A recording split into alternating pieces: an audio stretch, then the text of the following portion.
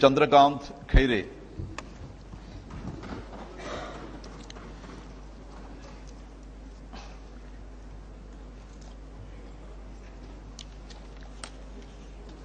छत्रपती शिवाजी महाराजांना अभिवादन करून मी चंद्रकांत भाऊराव खैरे लोकसभेचा सदस्य म्हणून निवडून आलो असल्याने परमेश्वरास स्मरून शपथ घेतो की मी विधीद्वारा स्थापित भारतीय संविधानाप्रत अनन्य श्रद्धा व निष्ठा बाळगीन, भारतीय सार्वभौमत्वाचे आणि भारतीय एकतेचे निर्धाराने रक्षण करीन आणि जे कर्तव्य आता मला प्राप्त होत आहे ते नेकीने पार पाडेन.